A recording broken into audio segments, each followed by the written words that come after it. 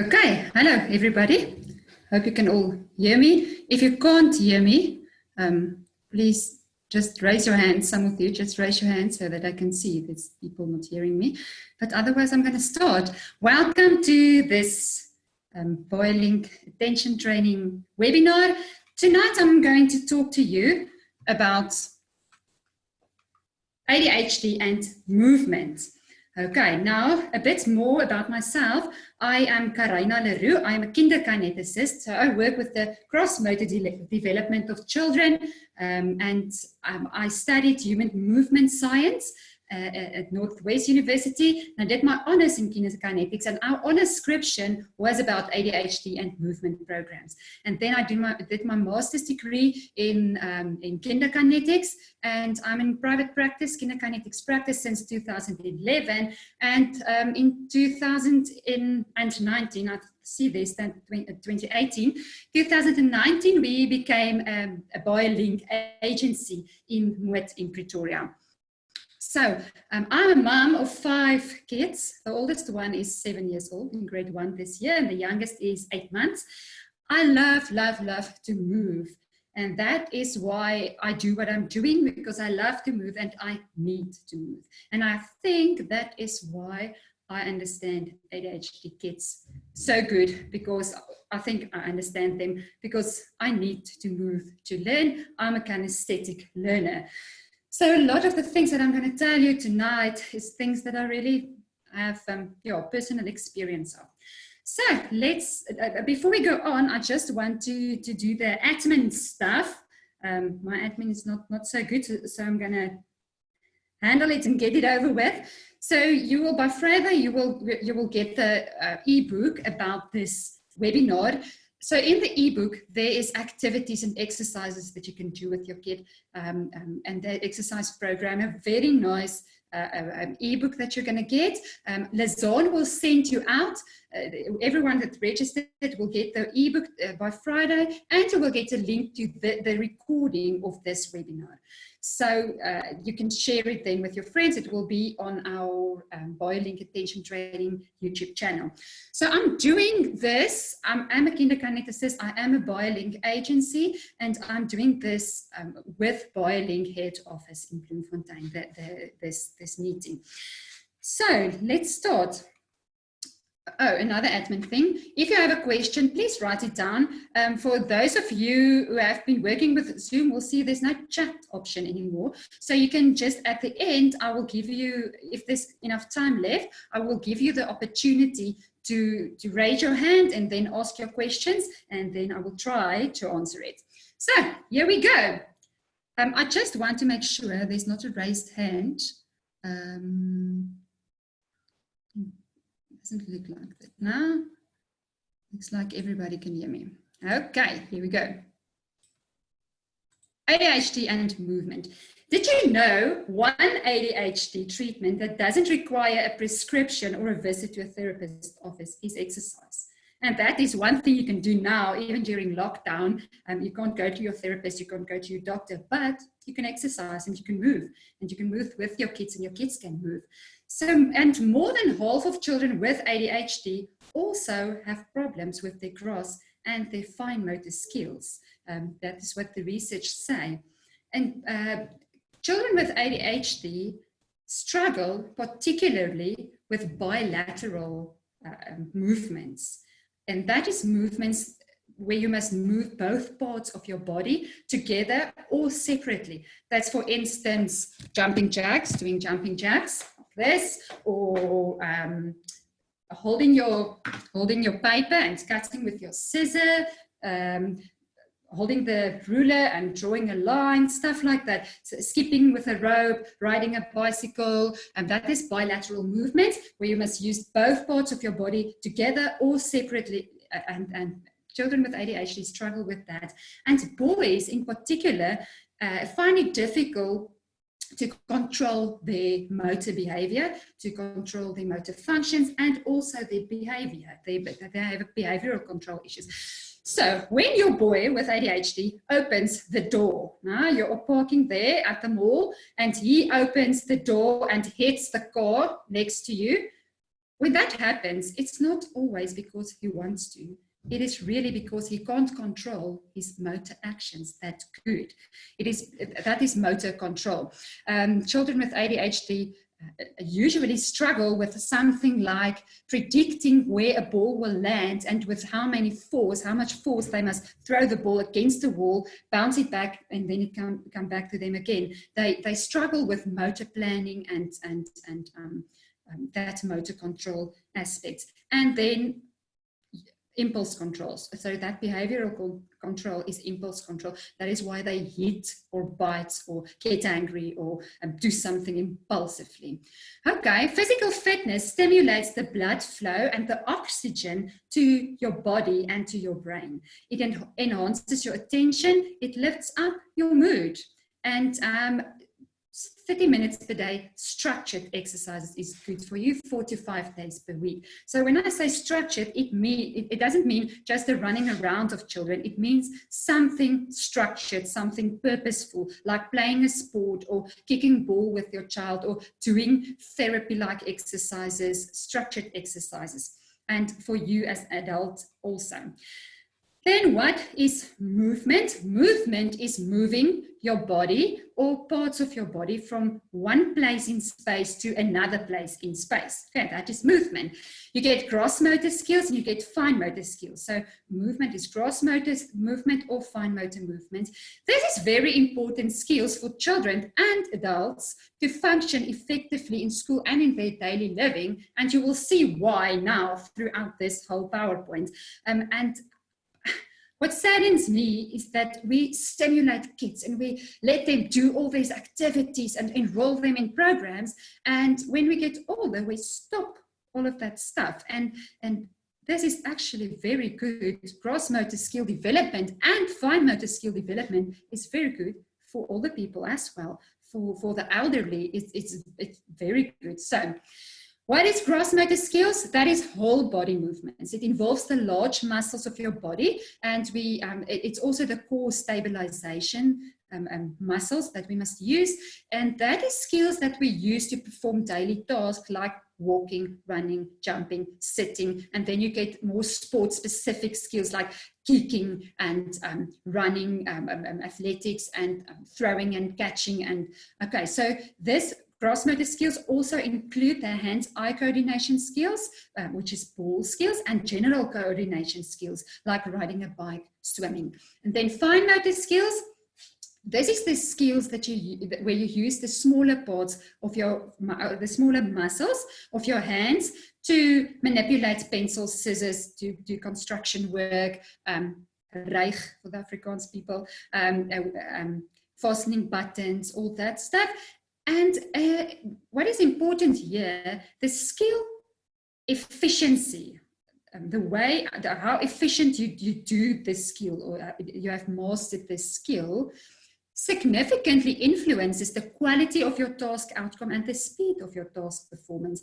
And why I want to emphasize this is because that is what ADHD children and children with executive functioning problems and cognitive skill problems usually struggle with. No? What is the thing that the teacher moans about? The quality of the task. No? Oh, they can't write neat. It's always a mess. Their books are always like this. No? Donkey ears. Always like this. It is It has a lot to do with their fine motor skills. And then also the speed of the task performance. So they are slow in their schoolwork. They process slow, but they also work slowly because of this fine motor skills that is not in place.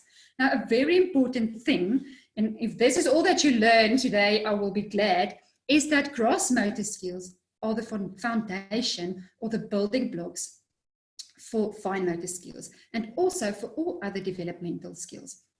Why do I say that? Okay, how do we develop? As babies, we develop from our heads to our toes and from our shoulders inside out. So top to bottom, in and out.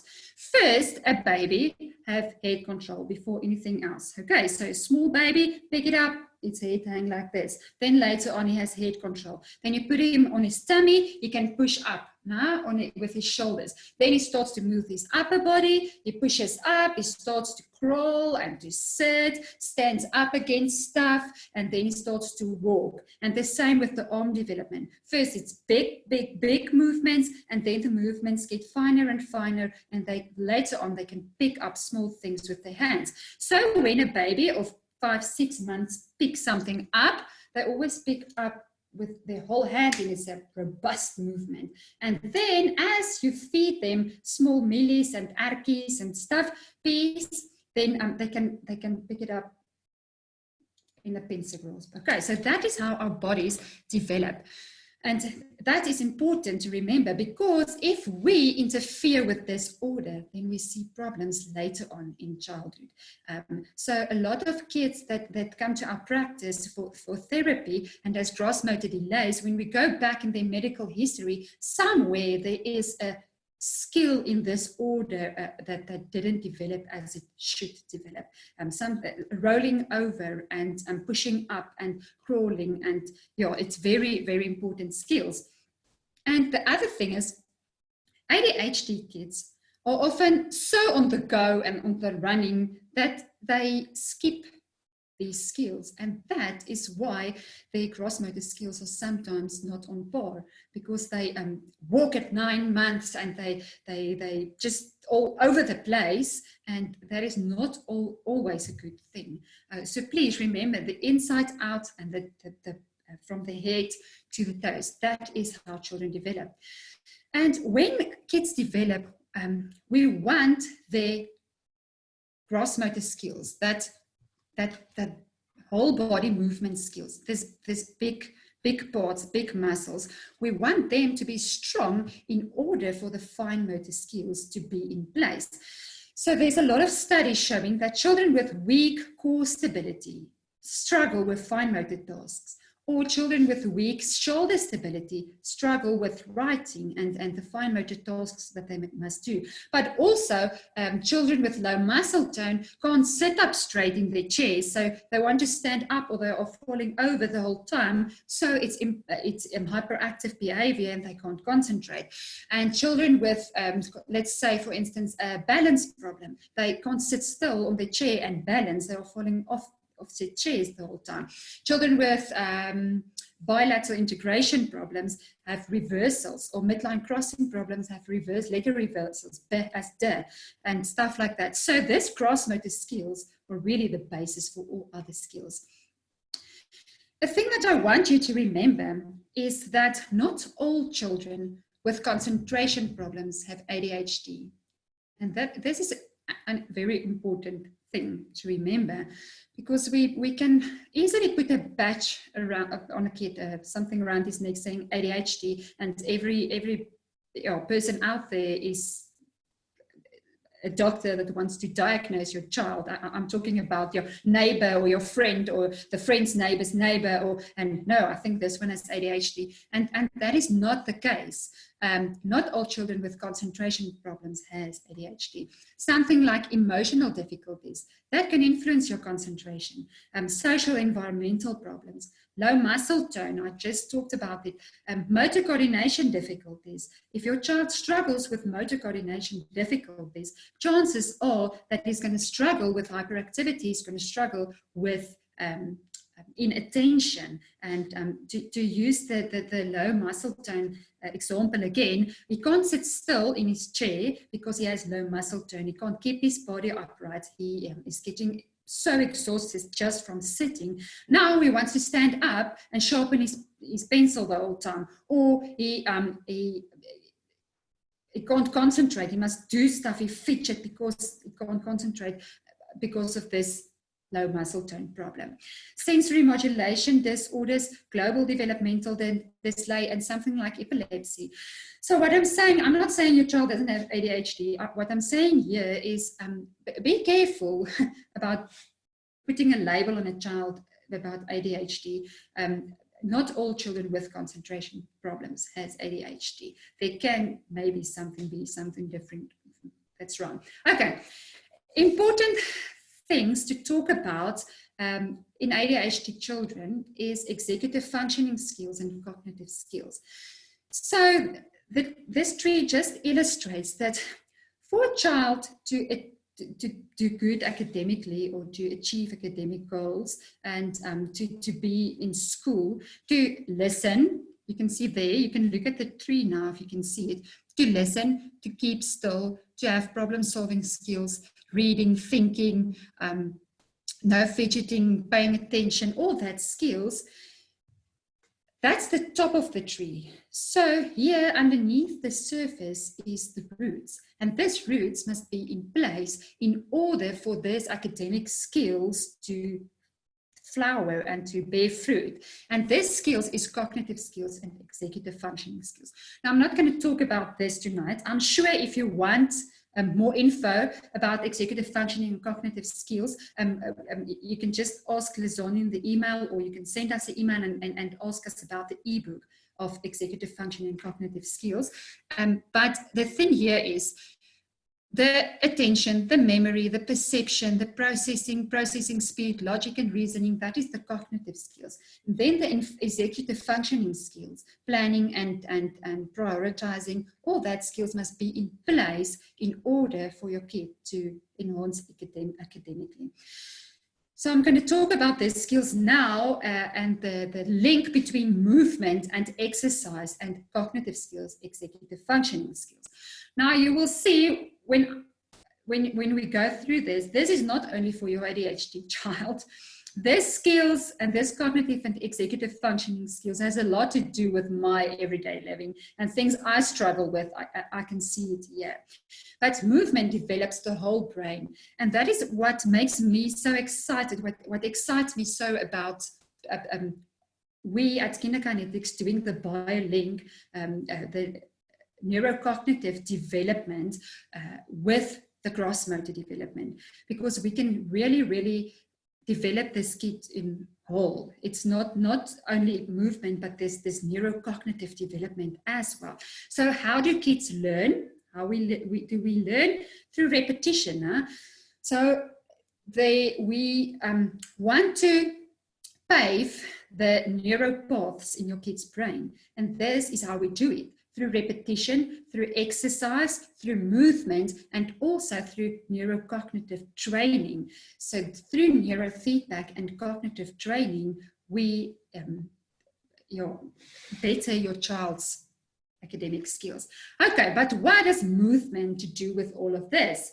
So when your child moves, when he moves his body, and then again, purposeful movement, you can develop a sustained attention through movement. Now, I want you here to give you here a few examples of sports, types of sports and types of exercise. Now, we get sports, we get just playing, we get aerobic sports, we get ball sports. Now, aerobic sports. When you do aerobic type of exercises, that is running and aerobics, kinetics, stuff like that, your heart, it raises your heart tempo and it raises your breathing, your heart rate and your breathing. So when you do that, the pathways in your brain forms and you get oxygen to your brain. And that is what we want. We want more oxygen to your child's brain. So they must engage in this type of activities that get their heart rates up, that get their breathing up, and they get oxygen to your brain. But also, aerobic exercise helps your body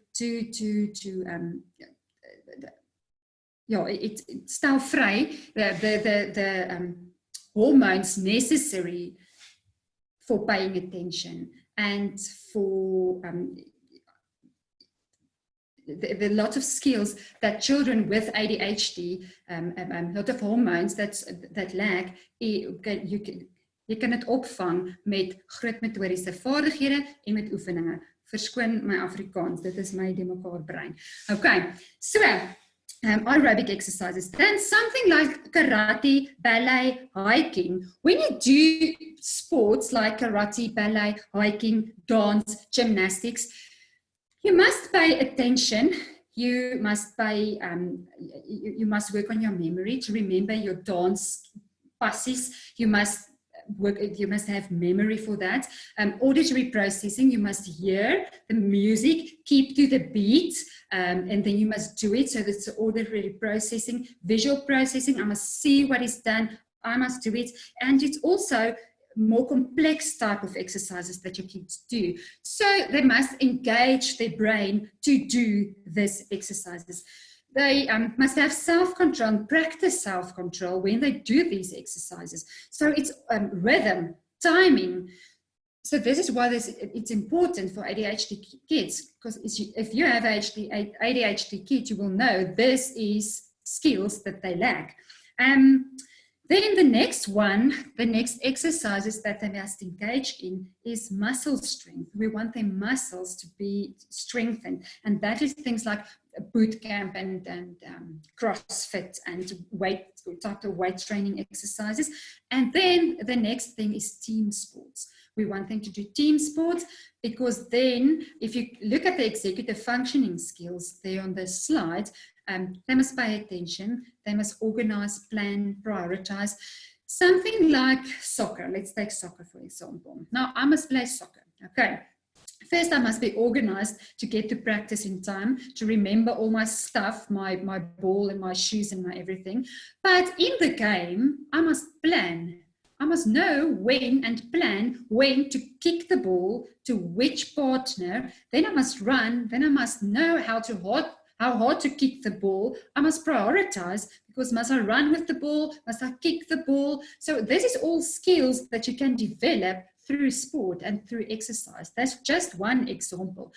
Regulating emotions in team sports is very important, and that is how you can do it. So that is why sport can, through sport we can do behavior modification in kids with ADHD. And the nice thing about sport and ADHD, and that is why I said that not all children with concentration problems has ADHD, is that if your child struggles with concentration, with hyperactivity, all these skills will be good for them, whether they have ADHD or not.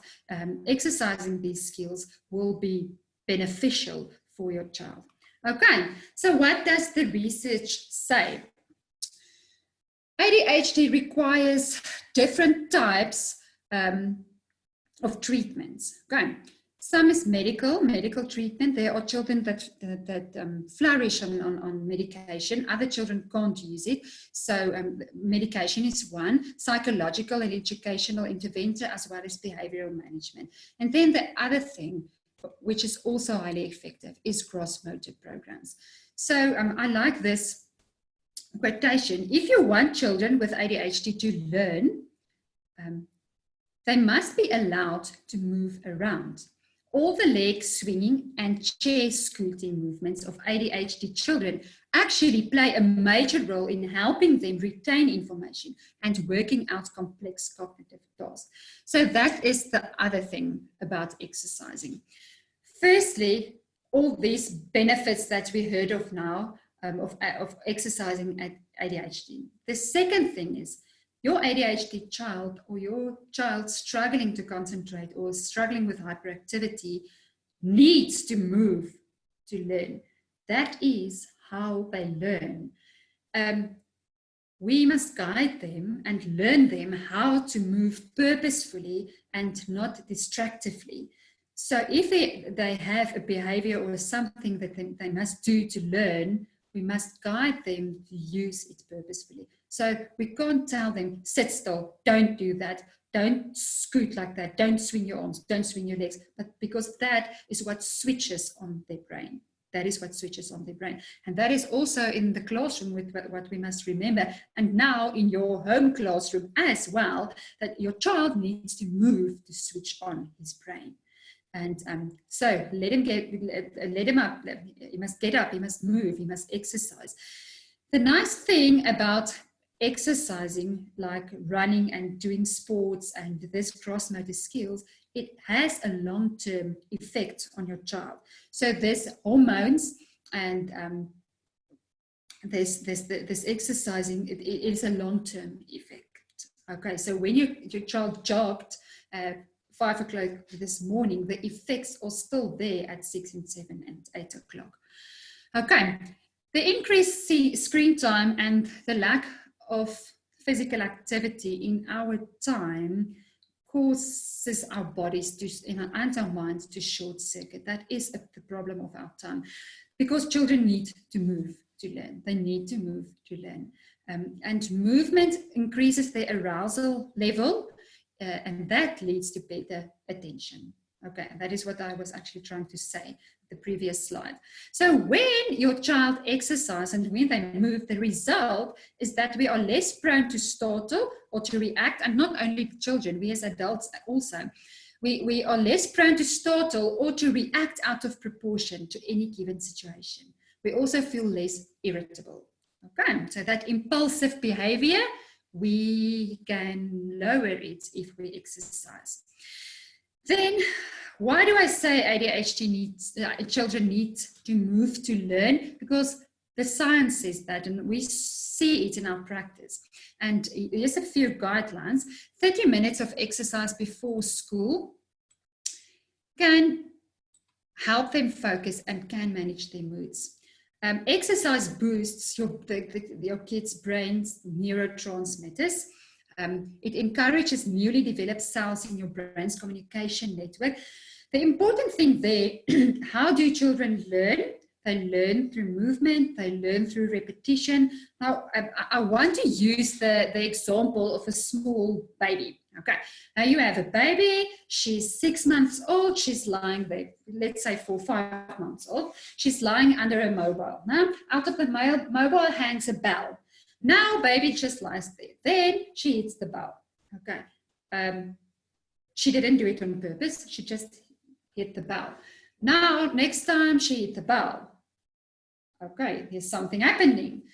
Next time she hits the bell and she sees, okay, when I hit the bell, something is happening.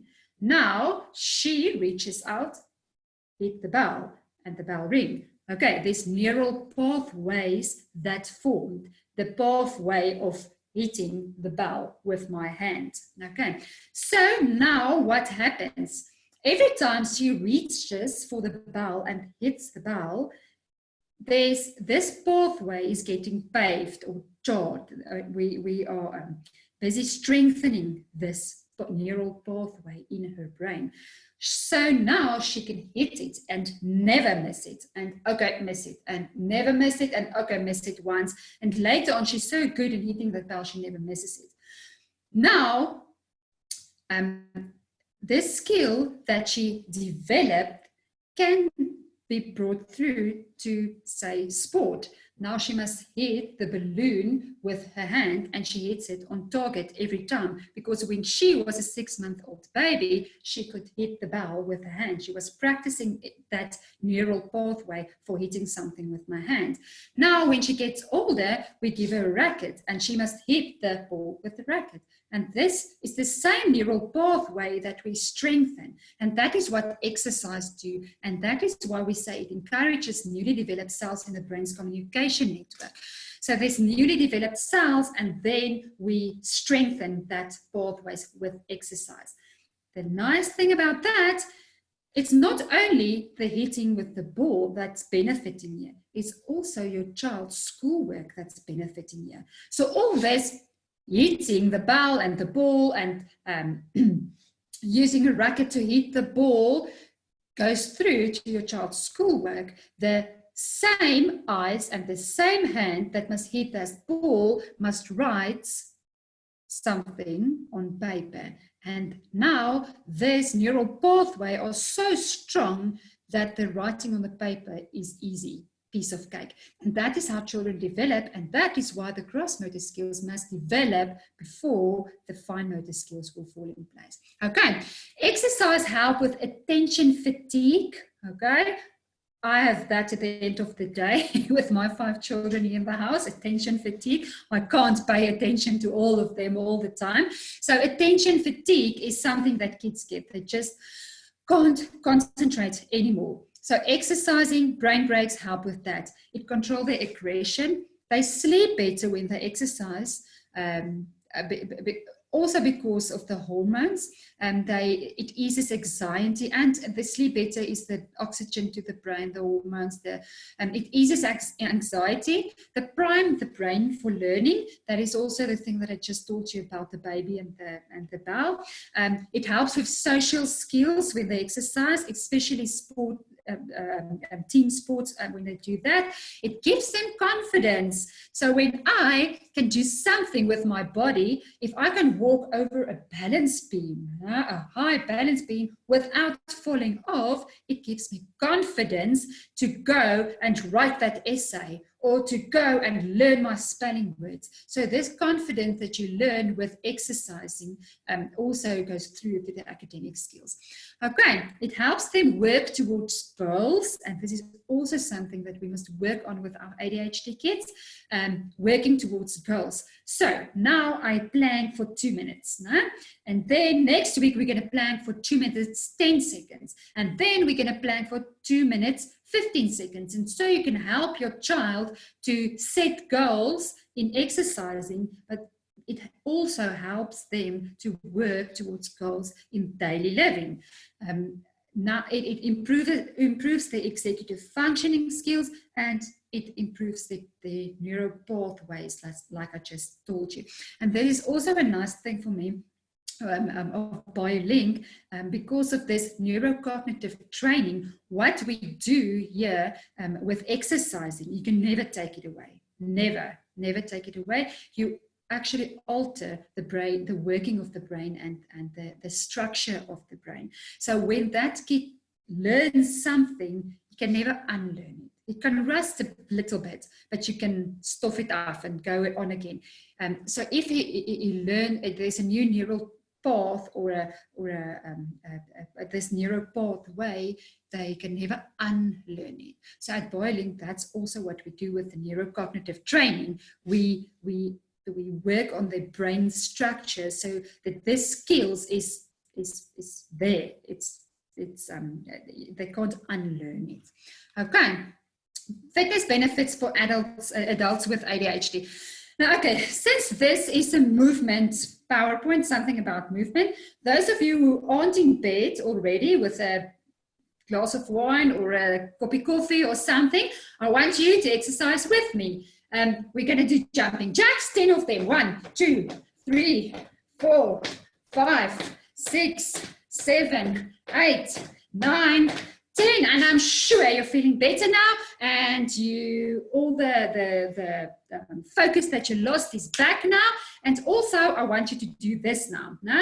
You touch like this, and then we do this, and then we do this, and then we do this, and then we do this, and then we do this. This is also a brain break activity. Now, that thing that we do, don't know if you can see me well here. Stand a bit back, tap on the head.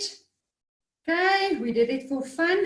That is actually a brain break activity. Next one that I want you to do is pick up your right hand and do this. Okay, now stop. Pick up your left hand and do this. Okay, now stop. Now I want you to do this. Aha! I think there's some of you struggling with that. Okay, so we just did a brain break, and we just activated our brains and both sides of our bodies. And that is stuff that you can do with your child while doing homework, while in class.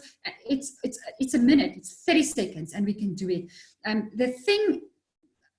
The thing about brain breaks and the thing about children needing to move to learn is that sometimes, I saw that today. Our oldest daughter, we were doing homework and she couldn't concentrate anymore. And I told her, go run around the house. She ran around the house. When she came back, she couldn't concentrate. She couldn't gain focus again.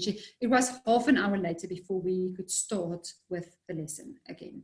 Okay, so that is the thing. And something like this brain breaks, it's a quick and easy thing to just do, and then they must learn to retain their attention again and regain their attention again and focus again. Okay, fitness benefits for adults with ADHD. It eases stress and anxiety. That improves your impulse control, reduces compulsive behavior. And what I see that every day. When I don't exercise 4 o'clock, I eat and I bite my nails and I do this compulsive things. And when I exercise, I don't do it. I don't eat too much. This compulsive eating, especially during lockdown. Okay, it enhances your working memory. Now, working memory is while doing one thing, you must remember other things. When I'm driving, okay, now someone sends me the address where I must go. Okay, Starkey 1405, okay, I must go there. Now, I must remember this address, drive, look for all the addresses, no, 121, and I must remember this address. That is working memory. While you are working, you must remember, and you must remember it. Improve executive functioning skills. It increased the levels of brain-derived neurotrophic factor. Okay, that is the hormones in the brain. Okay, what can parents do to help their children with ADHD? Firstly, be involved in your kid's life and exercise with him or her. That is a very important thing to do. We try to exercise as a family 4 o'clock every day, and now we do Google Hangout meeting, and our family can exercise with us on Google Hangouts. We do that, they feel loved, we exercise, and it's just nice. And especially now, be involved, be there for your kid. Give medication safely if your child is on the medication. I see on a lot of Facebook groups where parents just don't give the kids the medication over the holidays without the doctor telling them to do it. Don't play around with medication. Do it safely. Do what you must do. Work with your child's school. Please work your child's school and your child's teacher. Parent with purpose and warmth, especially the ADHD kids. They feel overwhelmed as it is. They feel sometimes unloved as it is. So parent with a purpose, parent with warmth, and connect with others for support. Other parents, let them play with other ADHD kids, connect with others. What can teachers do? Be informed about ADHD. And I think what parents can do as well, the struggle is real in families, because Opa verstaan nie dat hierdie kind so is nie. Grandpa doesn't understand. He's just stout and you just need discipline. But inform the family as well. Teachers, be informed about ADHD. Work as a team. Teachers as a team, but also with the parents and also with the kids. You're a team. Motivate the parents to get the children assessed. I think that's an important thing. Movement programs at school or additional movement programs is so important. Document the child's behavior, and that is also a thing that parents can do. Document the behavior, then you will see the behavior patterns, and then you will see, okay, so this is what's happening, but that happened. Then you can see what triggers behavior, what helps behavior, what helps concentration. Behavior modification strategies, seating in the class, schedule subjects that require more concentration for the morning. I decided to put what the teachers can do in now, because parents now in lockdown, you are the teachers. So a lot of teachers actually know this, but we parents don't always know this. So remember this for your home classroom setup.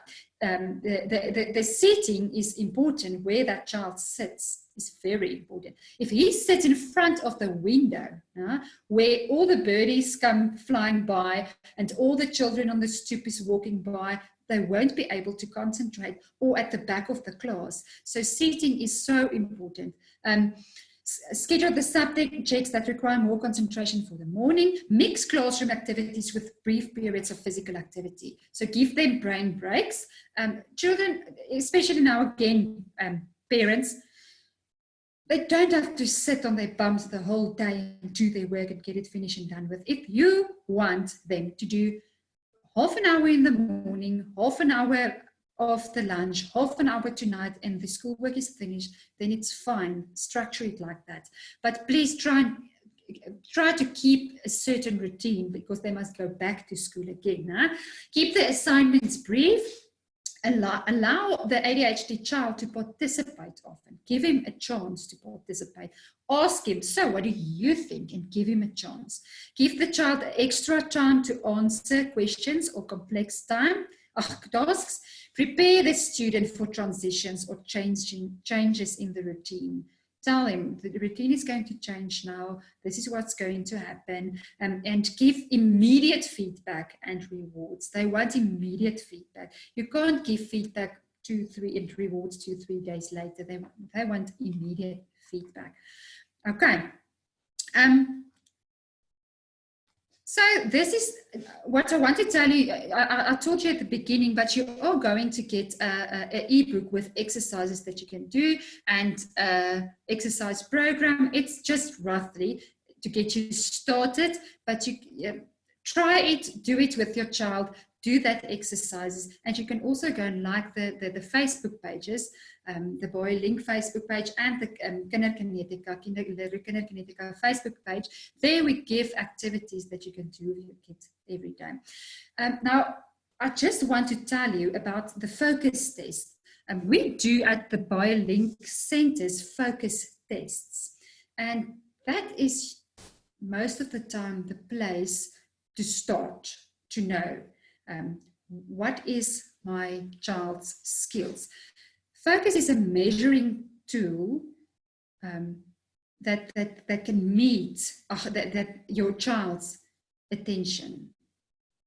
So when let me give you an example. My girl, when she did Boy Link for the first time, afterwards she told me, "Mama, now I know how to concentrate. I never knew how to concentrate. You always tell me, concentrate, focus, but I didn't know how it feels." So now she knows how it feels to concentrate. So that is what we can measure with the focus test. We can measure the attention span, processing speed, the impulse control, and the effect of distractions on your child, the visual and auditory distractions on your child, what effect it has. So that's a very nice place to start to see if your child has a long or short attention span. What is his processing speed? Maybe that's the problem, the processing speed. The teacher said, "Get out your book, right in the left corner, and we are going to do biology today," and she goes on with the lesson. Then halfway through the class, your kid is the one putting up his hand. "Teacher, what is the date?" Okay, that is what's happening when they have slow processing speed. They miss half of the class. Okay, impulse control, what happens here is when your child just writes down the wrong answer, or just shouts out and it's not the right answer, or so we can measure it. We can measure that impulse control and the effect of distractions, auditory and visual distractions. This happens a lot with the ADHD children, but also with most of the children at our centers, that the auditory and visual distraction has such a big effect on them that they can't concentrate. So the birdie singing outside of the window is distracting me so much that I can't concentrate at all. Okay, there's another thing that I'm just going to tell you the 4 easy steps to book your focus assessment. You contact your nearest Boy Link agent, or if you can't get one, send an email to the head office. They will send you the contact details. You schedule your child's focus assessment. You attend the feedback. The assessment is 20 minutes. You attend the feedback, half an hour to 45 minutes, depends on who does it, and then you enroll your child for the Boy Link program. What I wanted to tell you is about the ADD children. Okay, I forgot to talk about that. So we said the ADHD children, the hyperactivity, but the attention deficit children, those who struggle with paying attention, exercise switches on their brains. That is what exercise do. It switches on their brains. And we miss them now. We miss them a lot, especially in class, because it's sometimes they're really soetkinders. They sit and they look like they're concentrating, and they're not standing up all the time, and they're not fidgeting, and they is really good children. They are good children. And then we miss them because they are sitting there not focusing, not paying attention at the right stuff. They are thinking about their holiday, or about the teddies at home, or the party, or whatever. They're not paying attention. So by letting them exercise, giving them brain breaks, we actually switch on their brains. And that is also an important thing to remember. So I hope that you've learned something today. I hope it was interesting for you, and I hope that you will go and exercise with your children, and you will prioritize that. Okay, now I just want to see if there's any raised hands here. Anyone that want to ask something? Okay, Mariette, I'm just want to tell you how I'm going to do this. I'm going to allow you to talk, and then I'm going to mute you again, and then I'm going to try to answer the question. Okay, Mariette.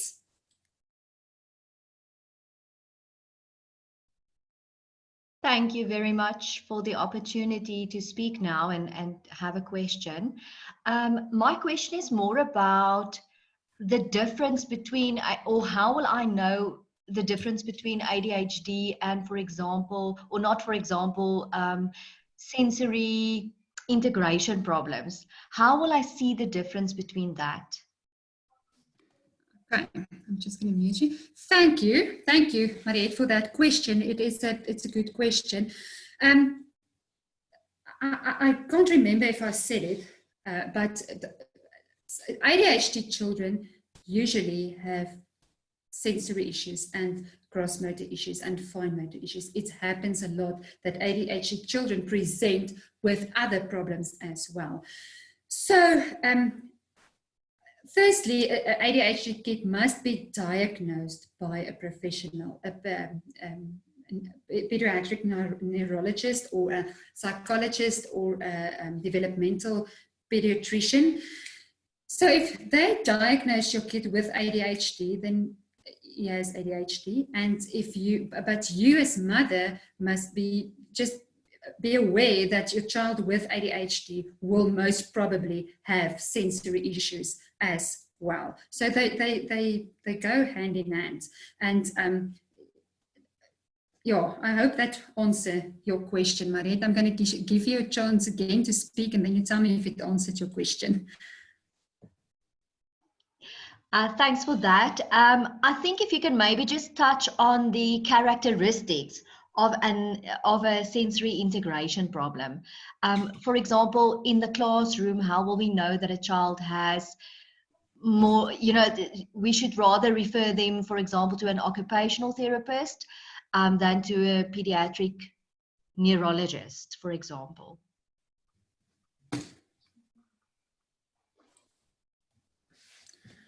Okay, the thing about sensory integration is, I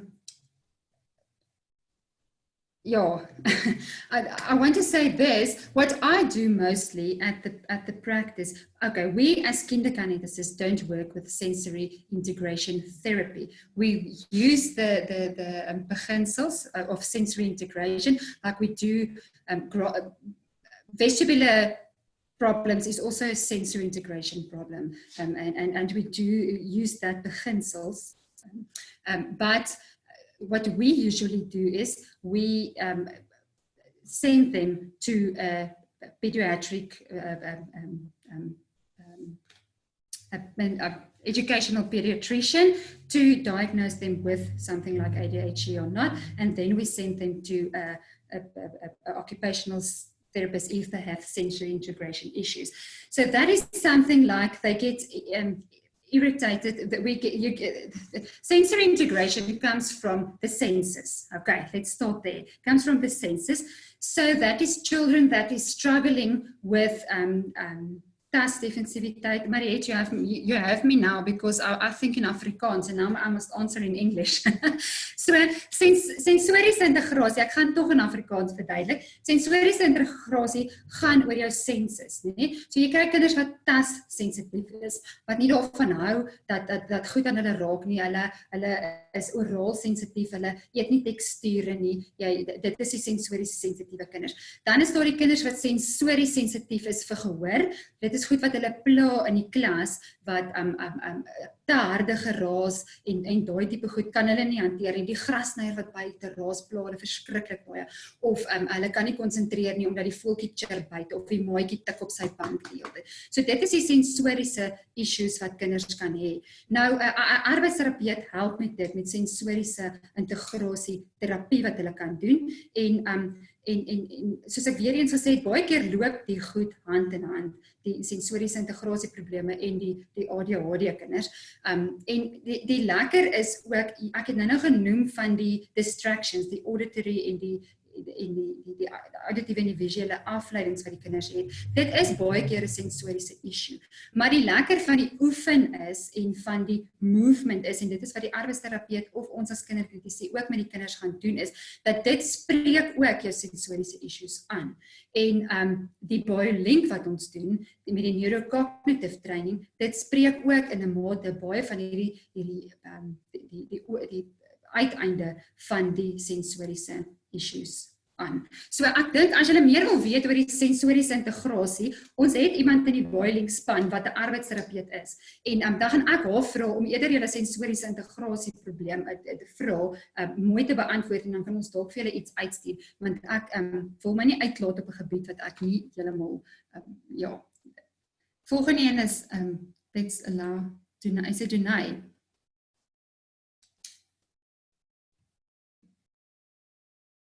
Hi, this is Donay. Dunay. Yes. Yeah, sorry, I heard the previous lady asking the question about the sensory issues. I've got a son with ADHD with SPD, which is sensory processing disorder. Yeah. And you'll very quickly pick up when a child has got sensory processing issues. And you know, the best way that they've described it to me is that the brain is so busy with the processing of the auditory things that that irritates them, if I can say it like that, or the label in their collar that scratches them because their skin is so sensitive, that the brain gets so busy trying to process that, and that's where the attention deficit comes from. So exactly to your point, sometimes it can even be that it's not ADHD or attention deficit because of ADHD, but it's maybe purely the processing, sensory processing disorder that's causing the attention deficit because of the sensory, the senses that are overstimulated and or too sensitive. And there are things like brushing programs that can address that. Thank you, Donay. Thank you for that. So that's exactly that. I talked about the short circuiting of the brain. That is actually what happens with sensory processing disorder. The brain short circuits, and instead of having a normal reaction to sensory stimulation, this child is overstimulated. But what also happens with sensory processing is that it's not always overstimulation. It's sometimes understimulation and sensory processing. What it means is the senses that must get information from the environment, seeing, hearing, touching, tasting, this senses, the processing of the information in your brain of the senses is not what it must be. So sometimes they are overstimulated, so they can't handle this label in their neck, or they can't handle this noise, it's too much for them, and other times they're under processing, they're understimulated, so they don't feel this at all, or when they hear something but they don't process it, and the processing is so slow. So it's important to remember in sensory processing that it can be both of them. Then with the mostly we see with the hyperactive children that their sensory processing they're overstimulated. So it's so much information, and it's more, and I can't sit still, and I'm like a bouncing ball. And the ADD children, those who struggle with attention, with inattention, they are understimulated. They struggle with sensory processing in that way. So they process slowly, and they're just processing slowly. There's another hand here. Sue, I'm going to allow you to talk.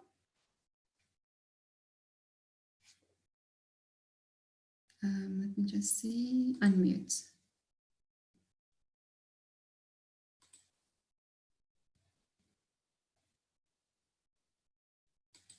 Okay, Sue, I'm trying to unmute you.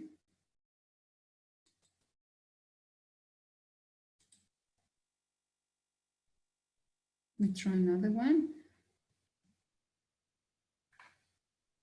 Okay, now this doesn't want to unmute. Let's try again. Sue, I think you must allow me to unmute you.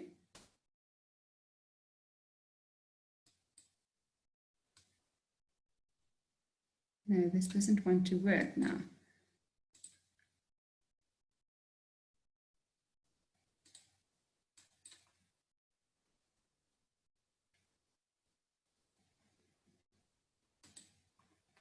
Okay, now this unmuting doesn't want to work now.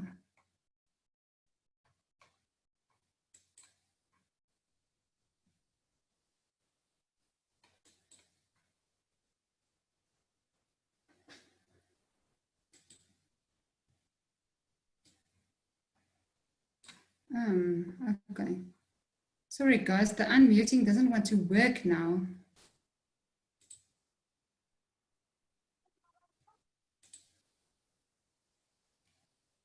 Okay, all right, looks like you're unmuted. Oh, well, I actually just, I tried to see if I can sort it out for the purpose of the others.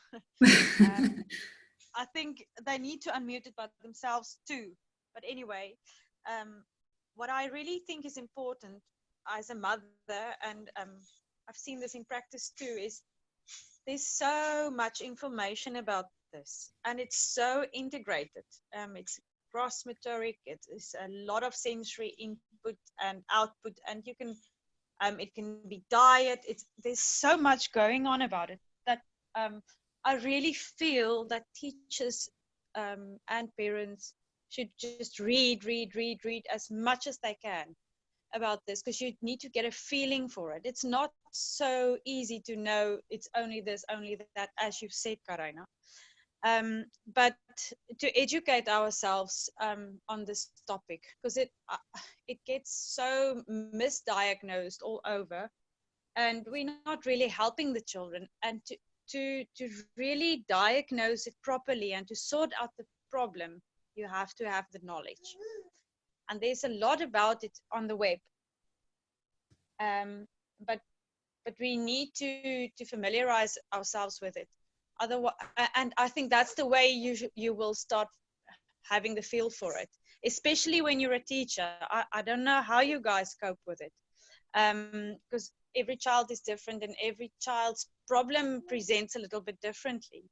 But the only way you can really know where the biggest issue is to sort of get yourself educated, and is to get help. And in the end, we work with precious children. That's just all I thought, because it's not easy to diagnose from your first question that you've had. Thank you, Elroy. What I want to say on that is you must ask yourself, or tell yourself, a diagnosis is not always going to change anything. I think there's so many parents out there that think, if my child can get diagnosed, then it's going to get better. We see that a lot. If they come for their focus test, they will get better. And that is not that. there is something that we must work on. And whether you get a diagnosis or not, you must get to know your child and know what works for him. And that is why I said get involved. The more you think about your child, and the more you think about his or her problems, or the more you will get to know him or her, knows what worked for him or her. 100 years ago or whatever, there wasn't all these diagnoses. So you had to think about your child, and you had to work with what you have. And I think we must stop Googling every symptom, everything that is, and just wanting a diagnosis and diagnose the child and it's going to be better. And don't rush between this therapy, that. Get to know your child, look for something that's working, and don't do instant solutions, because nothing is instant. You must be willing to work with your child, and you must be willing to get to know him, and you must be willing to even work without a diagnosis, and but work with the problems that you see that you have. Okay, Sue, I'm going to allow you to talk.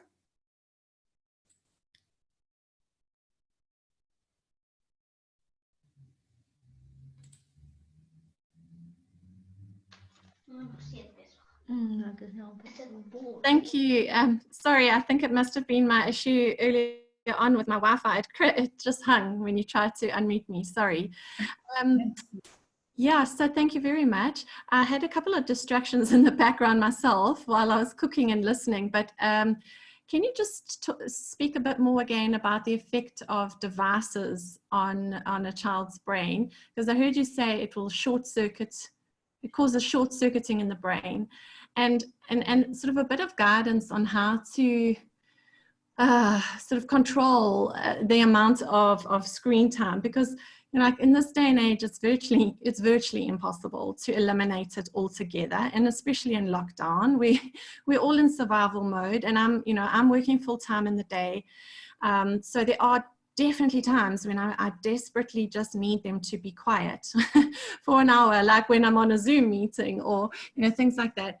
But I am aware that I could be exacerbating the problem, and also what time of day. So say you make it a reward, like, okay, half an hour, you can play your game. Would you say do that before homework, or do it at the end of the, after, or yeah, what's your advice there?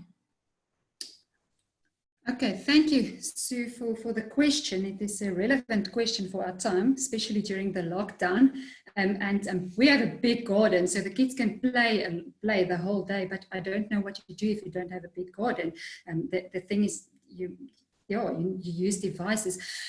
I have a personal thing about devices. I don't give my kids devices. They're not allowed to play with a cell phone or with a tablet on their own. There is no games on our devices, and there is not, they can't play with the devices. And when we do, it's when we sit together as a family and we look at the videos that Opa sent, or the photos that the nieces sent.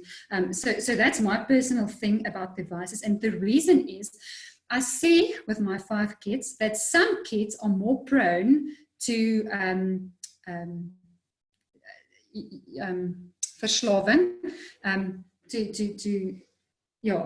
are more prone to want to do this device thing the whole time, and others don't care. Others don't want to be entertained by devices. But my problem, you can go and watch, if you haven't watched it before, Brad Huddleston's Digital Cocaine. It's a very good thing about how devices alters your brain. And the thing is, the dopamine that you get from being on a device is wanting you to be more and more and more on the device.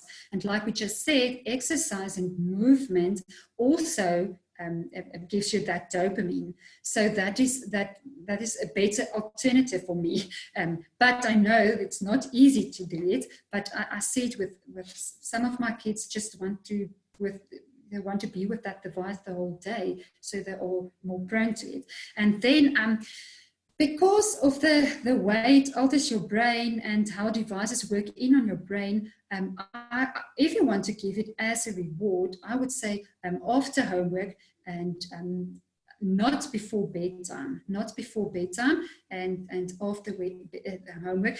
The bad thing for me about devices is that they don't get the exercise, the necessary gross motor activities that they must do. So it's not good for their development. It's not good for their body's development and their health. And the other thing is it takes me as parent away from them and them as kids away from the rest of the family. Now, I know you said that is sometimes you must do it. So I also put the movie on, just watch the movie so that I can do something. So I think we must limit the device time, and I try to, even if they are on the devices, be with them.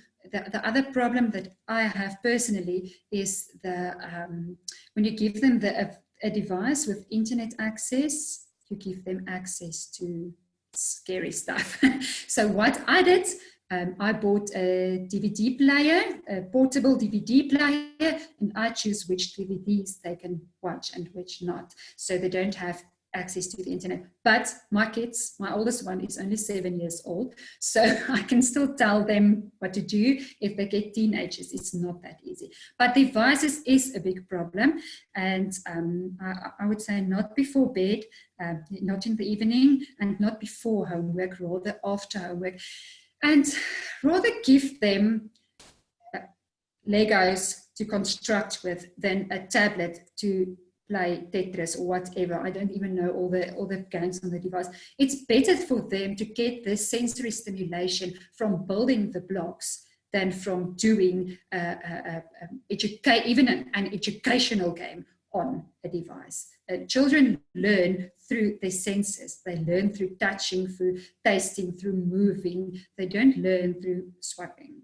So that is my feeling. Maybe I'm not the right one to ask, but try to limit the devices as far as possible, and not only for the children, for we parents as well. I find myself, when I'm stuck to my device too much, I can't parent my kids as I must parent them. And I feel anxious, I feel depressed. So there is good in devices, but please limit it and rather try to give your child something, something constructional or something concrete to touch, to play with. Okay, so I see your hand is raised. Okay, no. Okay, if that is all the questions, thank you for attending, and I hope you are going to exercise and play with your kids for the rest of the lockdown. I will send you, I will see if I can also send you maybe the guidelines for exercising and sitting and moving. We have that thing at Kinderkinetics for that. Maybe I can send that with, I will just contact Lisanne. Thank you everybody and have a good night.